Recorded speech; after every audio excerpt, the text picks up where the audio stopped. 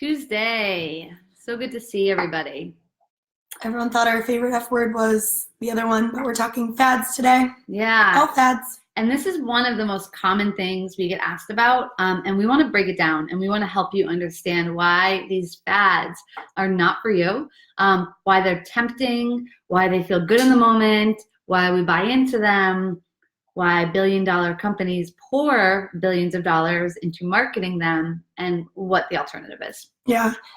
We've been listening and tuning into a lot of the questions that you guys have, specifically around macro counting, Weight Watchers, keto, all calories. of these, counting calories. I actually heard one woman say, I used to be a part of a program that if you bite it, you write it.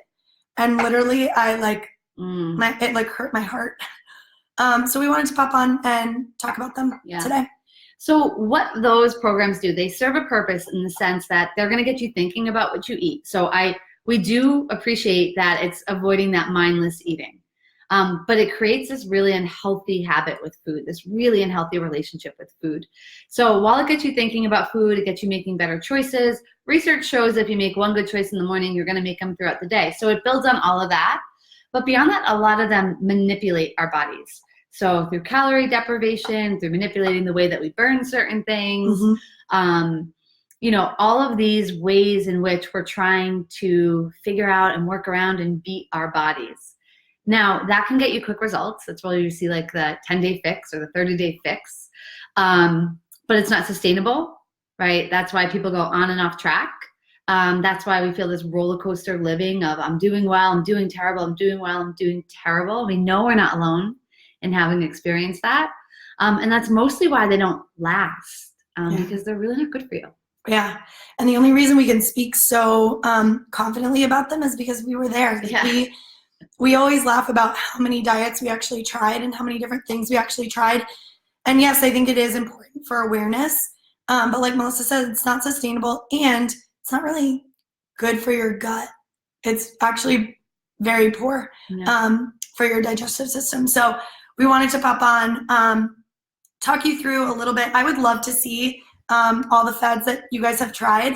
It's always like interesting to see like what's out there now too, as they're changing and people are adding them every single day. So if you're on and you're listening, just feel free to throw them in the chat. Yeah, and a lot of times we get asked, okay, well, if I don't do a fad, then what do I do? Right. And that's a fair question. And so that's what we want to talk about. And it's really about having patience. It's knowing what works for your body and understanding it and having someone guide you through that, right? Or getting support through it or doing a little bit of research. And Mooch and I are really open about this.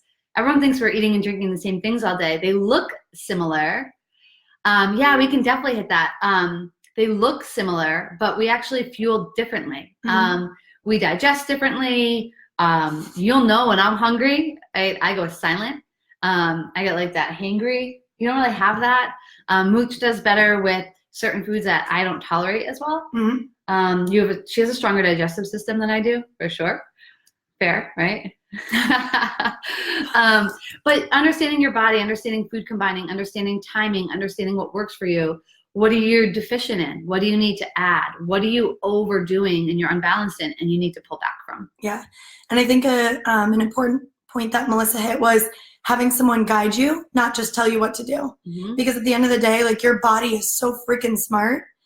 And I think oftentimes we overcomplicate like what we're listening to, right? And if one thing feels really good for you, that's fine, right? But we want to know like what specific things you guys are doing to kind of ask yourself, well, why am I doing this? Or what diets am I trying that don't necessarily feel good, but everyone said they're really good for you and it's healthy. So yeah, absolutely knowing the why.